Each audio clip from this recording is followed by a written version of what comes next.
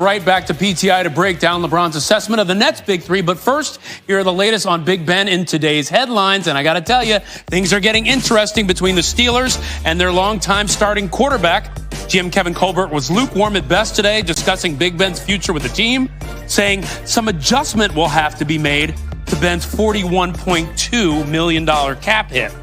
Down under, second seed Rafael Nadal is out at the Australian Open after falling in 5 sets to upstart Stefanos Tsitsipas. Rafa took the first 2 sets, but the 5th-seeded Tsitsipas stormed back to take the final 3 and the match. Nadal remains tied with Roger Federer with 20 Grand Slam titles. And tomorrow's Big 12 showdown between number 9 Oklahoma and number 12 Texas has been postponed once again due to weather issues in the Southwest. The game was originally scheduled for Tuesday, then moved to Wednesday, then pushed back to Thursday, and is now postponed again. No makeup date has been announced. And how's this for some warm thoughts? The boys of summer are back as pitchers and catches reported around Major League Baseball today. Spring training begins on February 28th, and opening day is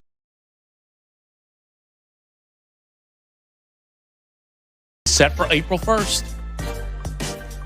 And we're following a developing story in the NFL. Given the cap situation, the Steelers face a ton of questions this offseason, starting with their quarterback. And let's go by the numbers on Ben Roethlisberger. How about 396 career touchdown passes, which rank 8th all-time, 7th on the passing yards list, both Steelers franchise records. However, last year, he ranked 22nd in the league in total QBR out of the 33 qualified quarterbacks, 1 spot behind Mitchell Trubisky. After an 11-0 start, the Steelers lost 5 of their final 6 games, including a wild-card loss to the Browns. Finally, $41.25 million. That's the amount that Roethlisberger is set to count against the salary cap in the upcoming season. That would be the highest by any player in league history. And earlier today, Steelers GM Kevin Colbert had this to say on Roethlisberger's future, quote, "As we sit here today, Ben is a member of the Steelers.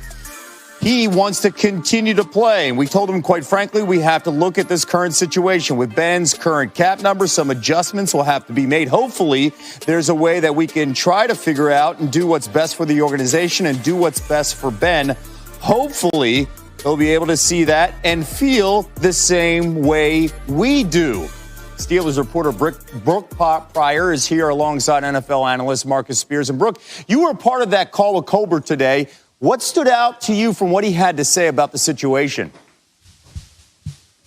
Yeah, Kevin, it is especially notable that he used that today qualifier when describing Roethlisberger's status with the team.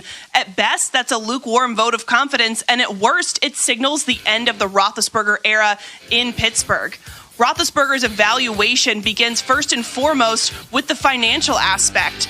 Even if he retires or is cut, he still will be owed about $22 million by the team. That's something that's still a huge amount for him. And looking at what the team wants to do in free agency, GM Kevin Colbert said that he's skeptical of the team's ability to re-sign any of its free agents. But Colbert is looking for a solution that is best for the team and for its quarterback, and he said he hopes the quarterback sees that and feels the same way. You mentioned the free agents from the Steelers. That is that number 19. Okay, so Marcus, ultimately, what should the Steelers do with their franchise quarterback here? Number one, Kev, obviously restructure and try to use Ben as a gap bridger to whatever you decide to do quarterback position-wise. Dwayne Haskins is developmental, and we know what Mason Rudolph is. I don't believe he's the guy that's going to take the Pittsburgh Steelers into the future. So it needs to be an honest and a real transparent conversation between ownership of the Pittsburgh Steelers and Ben Roethlisberger and say, look, this is the situation we're in. And they have so much to fix. When you talk about from an offensive standpoint, you also got Bud Dupree on the other side who's due for a contract. Younger players of more importance and significance. Obviously, this day will come for all of the great quarterbacks. It's a difficult time, right? Like Ben is the face of the franchise, been there for a long time.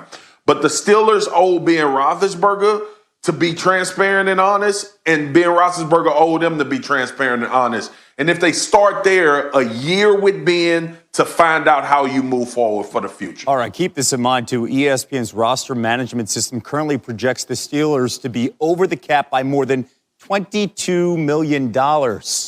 Marcus Brooke, thank you so much. And still to come here, more on the Steelers. What are the chances J.J. Watt could team up with his brother T.J. in Pittsburgh? That's ahead. T.J. in Pittsburgh. That's ahead. Ryan? Kevin, what a night it was for Mr. James Harden. Boy, did he scorch. Harden playing without Kevin Durant, Kyrie Irving, both inactive. So he took over. Under 40 seconds left in the game. It's a 1-point game. Harden brings up the ball and drains the three. Clutch. Fired up. The Nets trailed by as many as 24 in this game, and that three put the Nets in front. Kyrie, KD fired up about it too. And look at Harden representing next Suns possession.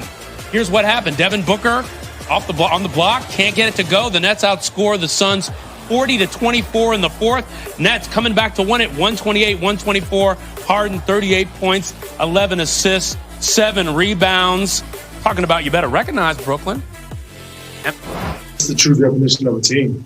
One man, two men go down, next man up. And tonight was a perfect example of that. Got down 20-something at halftime, and we didn't give up. We didn't quit. We kept fighting and cut the deficit down and kept fighting and give ourselves a chance to win at the end of the game. And things went our way. For more on the Nets and all things NBA, let's bring in Stephen A. Smith. Stephen A., What message did James Harden send to the league last night, leading that 24-point comeback against a good Suns team without KD and Kyrie? That he can do what the hell he wants to do whenever he wants to do, however he wants to do it on the offensive side of the floor, and that he is still one of the elite players this game has ever seen. Don't get it twisted. He came into camp out of shape, came into the season out of shape because he no longer wanted to be a member of the Houston Rockets, and as a result, he wanted to send a message, emphatically, I might add, that under no circumstances was he willing to stay in Houston for this season. He was starving to head to Brooklyn or Philadelphia because he wanted a legitimate shot to compete for a championship, and he knew that wasn't going to happen this particular season in Houston. So he arrived in Brooklyn. First of all, he started off the season again in Houston against Portland and dropped like 44 or what have you when he was bloated and out of shape. Once he got to Brooklyn, the man has averaged 24 points, 11.8 assists, nearly 8 rebounds, or more than 8 rebounds a game. He's shooting 50% from the field. He's shooting 40% from three-point range. And this is a guy that's averaged over 30 the last 3 years as the number one offensive option in the NBA for the Houston Rockets. So again, you look at the selflessness, you look at his acumen, his basketball IQ, his ability to run a show, Kyrie's willingness to defer to him, let him play the point guard. I'll just score. You handle all of that point guard responsibilities. He's spelling for Kyrie Irving in that regard. He's helping out Kevin Durant, and this is why the Brooklyn Nets are a team that I have coming out of the Eastern Conference and to represent the East in the NBA Finals. Well, he is doing it all offensively right now. By the way, the Nets say that Kevin Durant is out for Thursday's game against the Lakers. Kyrie Irving listed as probable. Much more from Stephen A. throughout the show and at the top of the hour as he hosts a special edition of SportsCenter. Stephen A., thanks. Yeah. For many in the country dealing with winter conditions, look at this. And here are 4 words to warm your heart. Pitchers and catchers report, and some new faces joining new teams. Trevor Bauer is now in Dodger Blue, the first reigning Cy Young Award winner to join the reigning World Series champs since Roger Clemens joined the 1999 Yankees. The Mets landing Francisco Lindor in a trade with Cleveland. Since entering the league in 2015, no shortstop has more home runs and extra base hits than the 27-year-old does. And the Cardinals snagging Nolan Arenado out of Colorado. The 8-time Gold Glove winner has 5 100 RBI seasons since 2013, tied for the most in baseball in that span. George Springer got the richest contract ever given out by the Blue Jays. How about 17 leadoff home runs in the postseason? And he has played the same number of playoff games as Toronto's entire franchise. The Padres loaded up their rotation, acquiring frontline starters Yu Darvish and Blake Snell. San Diego has its eyes on its first division crown in 15 years. And the Bronx Bombers never seem to have a quiet offseason. They gambled at a couple starters, Corey Kluber and Jamison Taillon, but did re-sign their best player over the last 2 seasons, DJ LeMahieu. Aaron Boone today on whether this Yankees team has the pieces in place for title number 28.